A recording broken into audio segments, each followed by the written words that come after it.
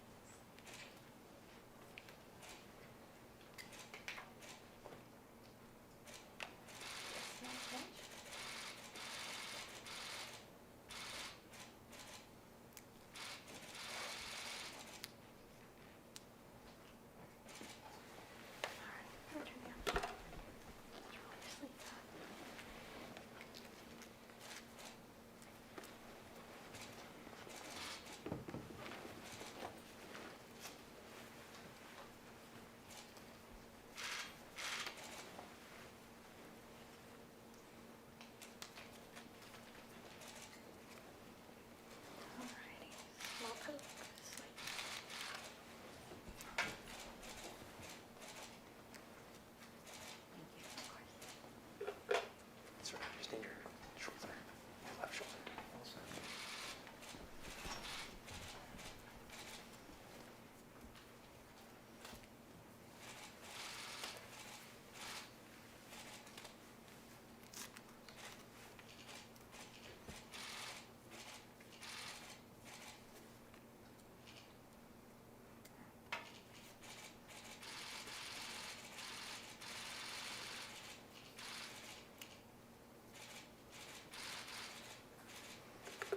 That's great.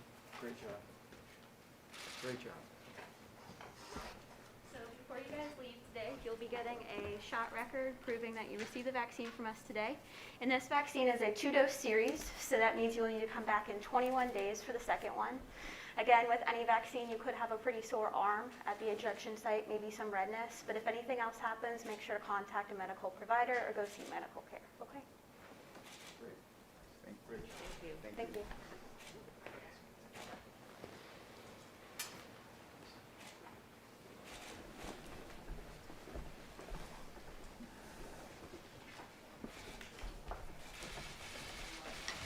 Well, good morning, and thank you all for being here.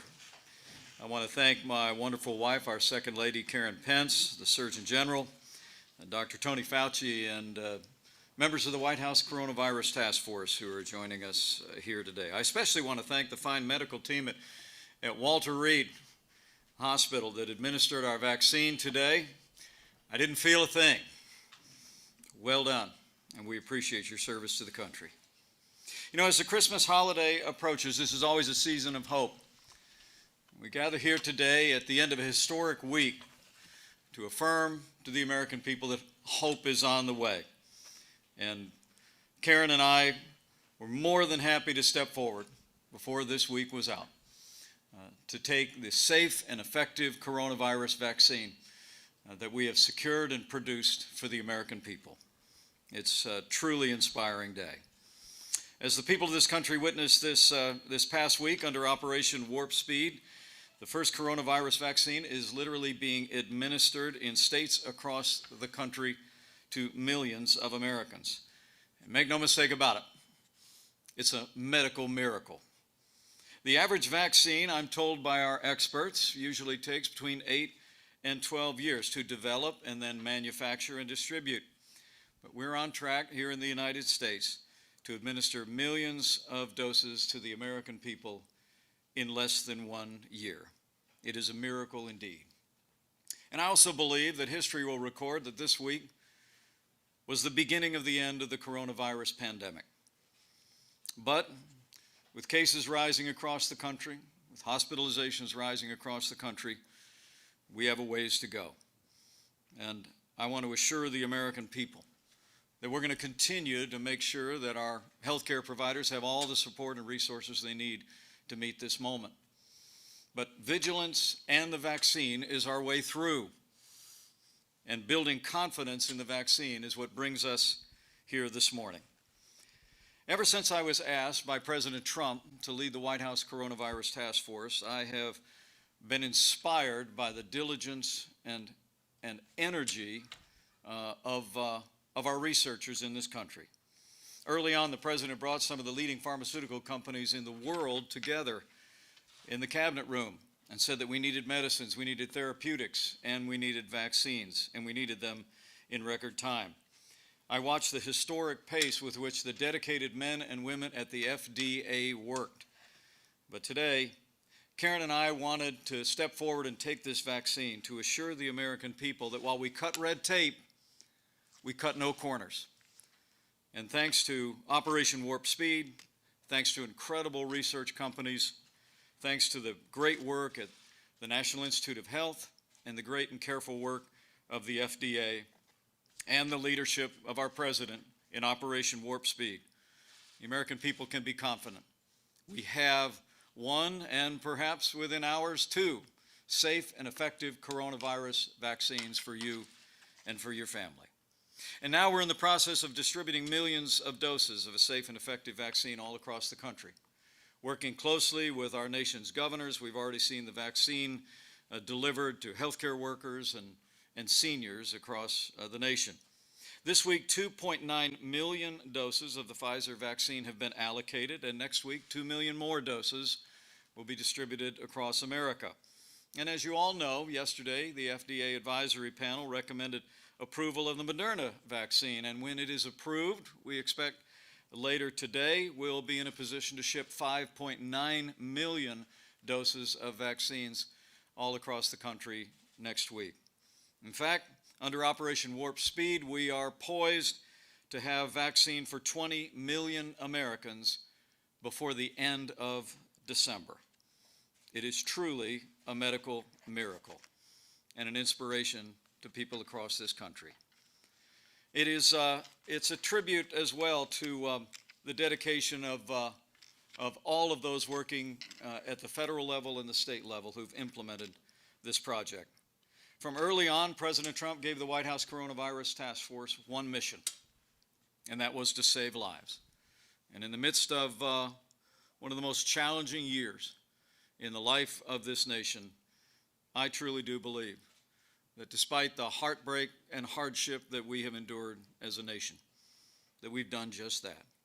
Working with members of the White House Coronavirus Task Force these last 10 months, we scaled testing. Now we're doing nearly 2 million tests a day, have performed more than 200 million coronavirus tests across America, and the FDA just approved the first over-the-counter coronavirus test for at-home testing for the American people. Working with the great team at FEMA and with the Department of Defense, we identified and distributed literally billions of medical supplies to our doctors and nurses and hospitals, and will continue to ensure that all of our caregivers in this country have the resources and the support they need to continue to meet this moment. We saw to the development of therapeutics, remdesivir, monoclonal antibodies, the good use of steroids and other methods that have literally saved lives across the country. And as we gather here today and as we celebrate this week, we secured a safe and effective vaccine that's being distributed all across America. I would be remiss if I didn't take this moment at the end of this challenging year simply to say thanks to the men and women who served on the White House Coronavirus Task Force.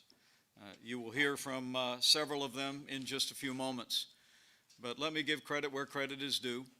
I want to thank Dr. Tony Fauci and Dr. Deborah Birx.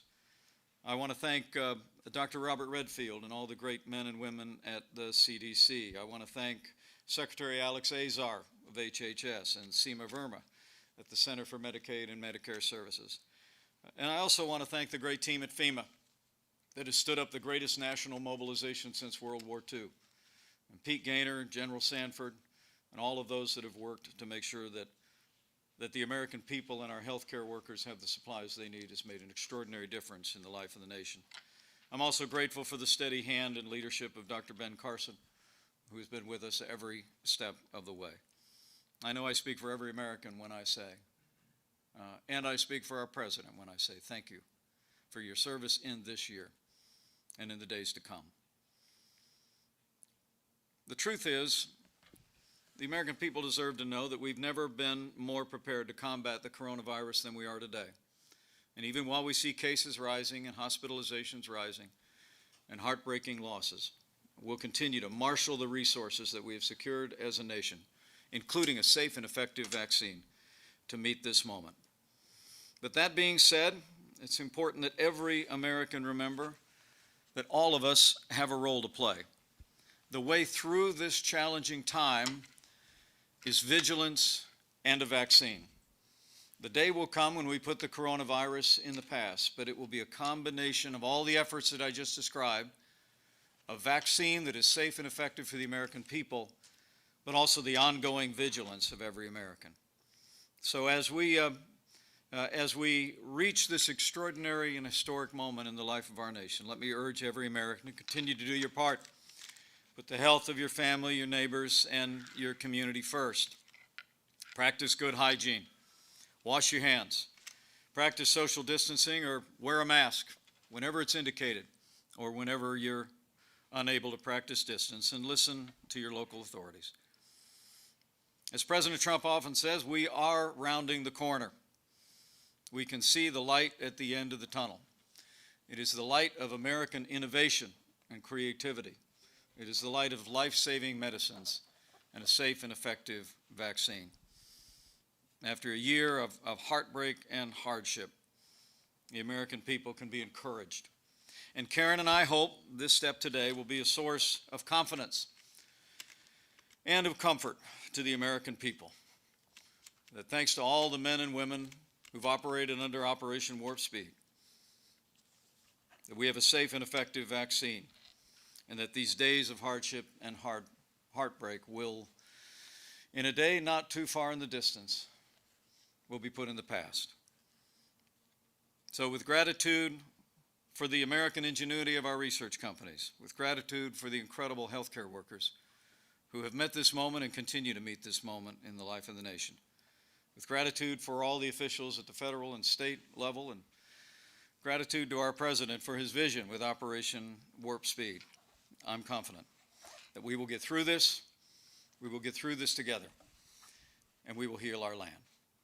So thank you all very much.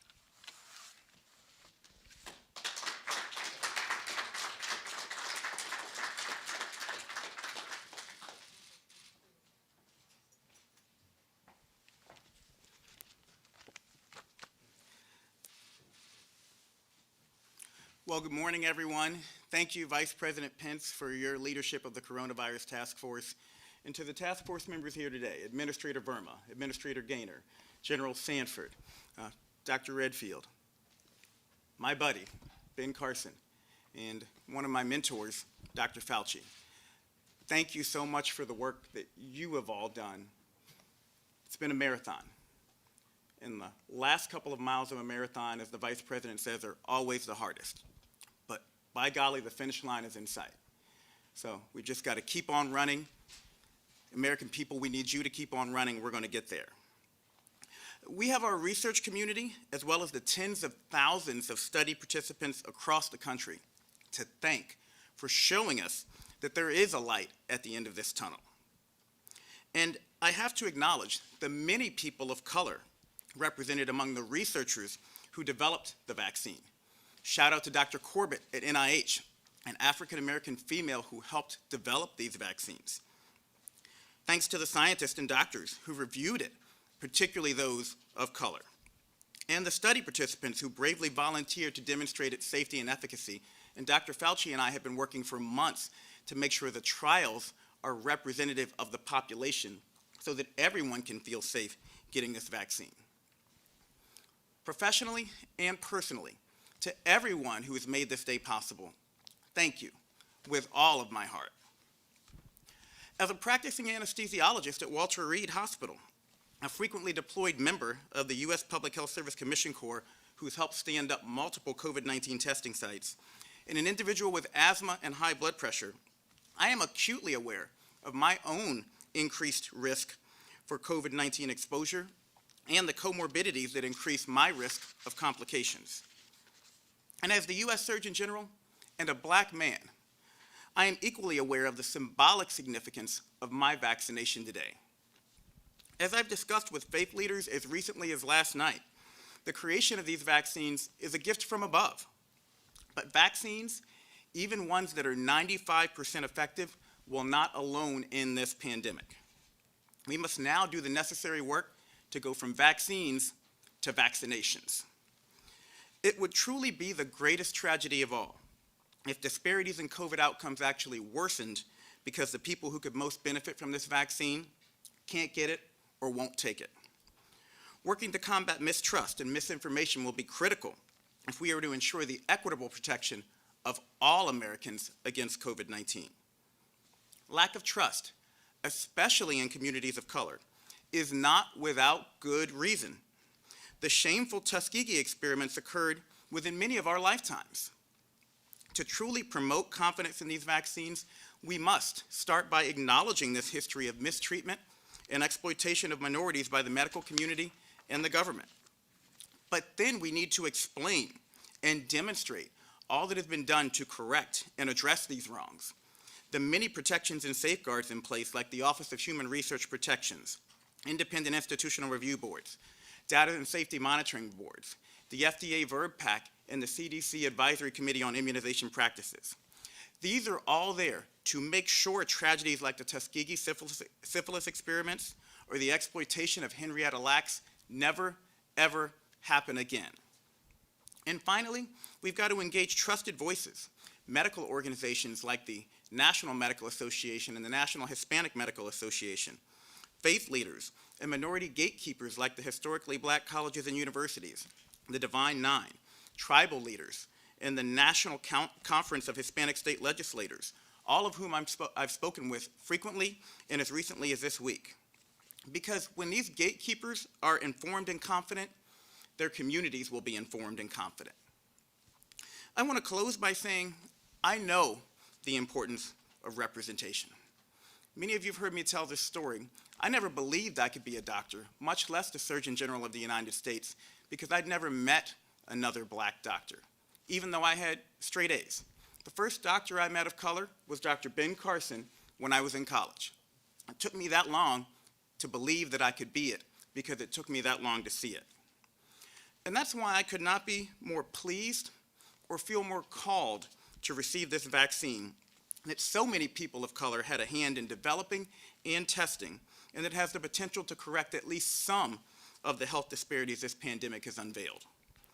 And finally, to all the people of this great nation, it is not only okay to have questions about a treatment that you're being offered, it's normal, and I want you to understand that.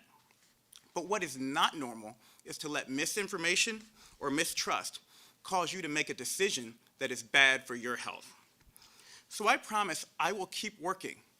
I'll keep working day and night to make sure you get your questions answered and to restore your trust. I got the facts, and I made a choice to protect my health. When it's your turn, I need you to be informed, and I need you to make a choice that's going to be appropriate for your health. Thank you so much, and I'll turn things over now to Dr. Fauci.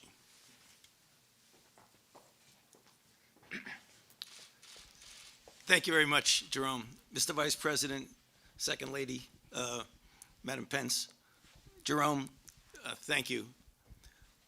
I really feel extraordinarily privileged and honored to be with you here today to make a few comments about a most extraordinary undertaking that you see here today, culminating in something that is an actionable intervention that will get us out of the extraordinary experience that we've had over the last year. As I was sitting here listening to the remarks of Vice President Pence and Jerome, I was looking over at Bob Redfield and recalling that it was about a year plus a few weeks that Bob called me up one evening at home and told me, I think we have a problem.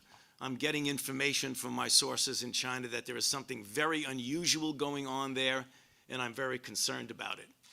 Literally, a week and a half later, the effort that led to where we are today to see the Vice President of the United States and the Surgeon General get vaccinated with a safe and effective vaccine, literally a few days after that, the work began to develop the vaccine. And what we saw was the marriage between years of fundamental, basic, and clinical research that led to the extraordinary technology that have allowed us, and when I say us, I mean the medical community, so many people from so many different agencies in academia, in government, and in industry, to do something that is truly unprecedented.